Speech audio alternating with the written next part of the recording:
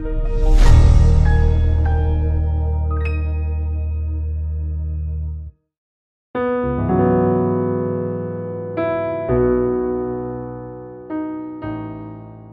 saudara-saudara sahabat rohani yang dikasihi Tuhan. Sebelum kita memasuki renungan ini, marilah kita berdoa.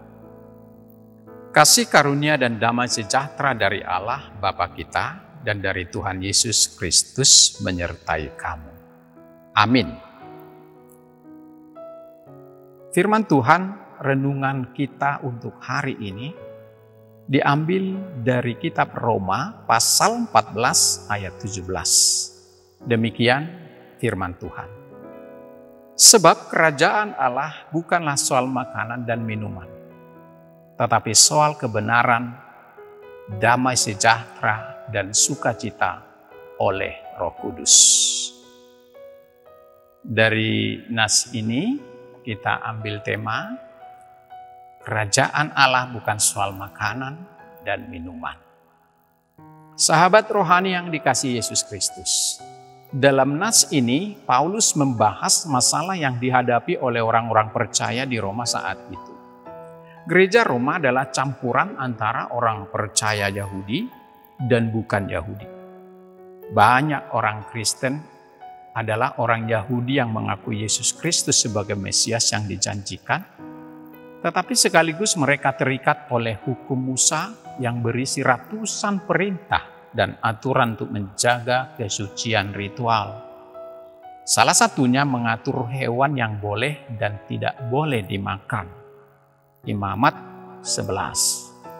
Hewan-hewan yang tahir dan yang terbaik layak secara seremonial digunakan untuk pengorbanan kepada Tuhan.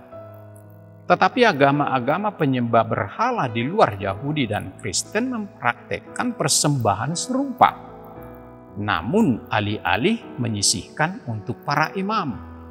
Orang bukan Yahudi justru mengambil daging yang dipersembahkan kepada dewa atau berhala, serta mengkonsumsinya atau bahkan menjualnya.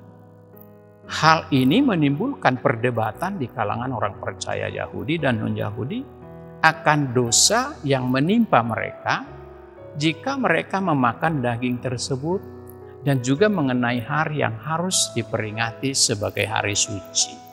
Roma 14 ayat 5. Sahabat rohani yang dikasihi Yesus Kristus, karena hal inilah maka Paulus menyampaikan dalam nats ini memperingatkan orang-orang percaya kepada Yesus Kristus termasuk sampai pada hari ini, bahwa kerajaan Allah bukanlah soal makanan dan minuman, tetapi soal kebenaran, damai sejahtera, dan sukacita oleh Roh Kudus.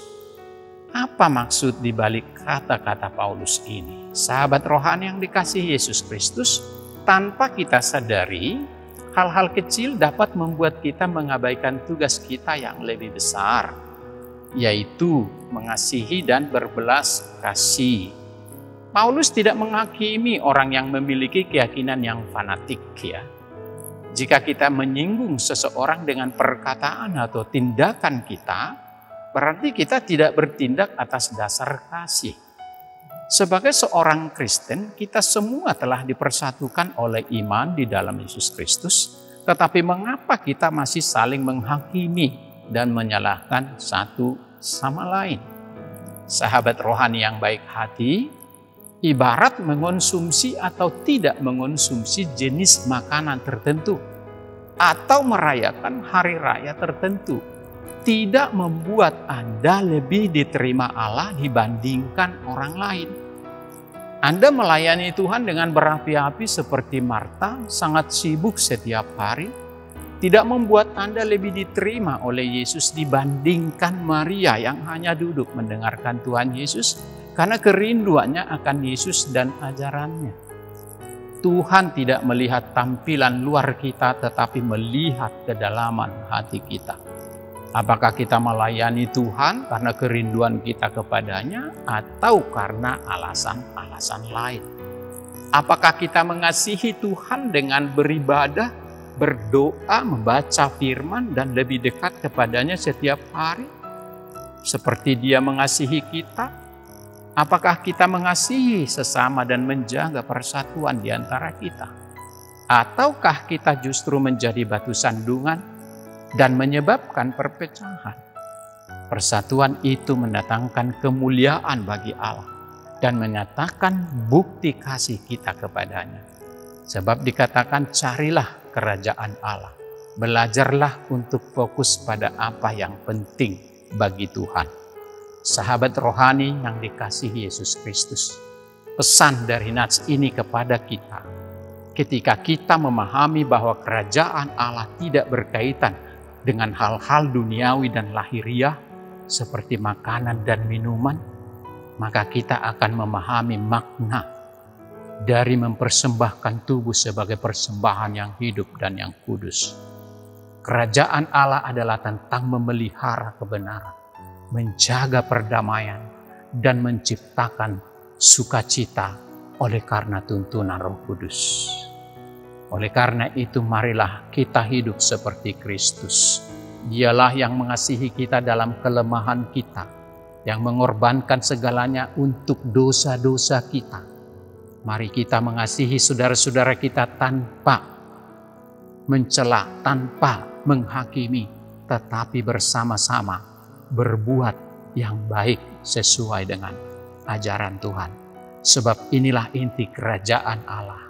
Paulus berkata dalam 1 Korintus 10 ayat 13, jika engkau makan, atau jika engkau minum, atau jika engkau melakukan sesuatu yang lain, lakukanlah semuanya itu untuk kemuliaan Allah. Dengan cara ini, makanan dan minuman sederhana sekalipun menjadi lebih dari sekedar makanan.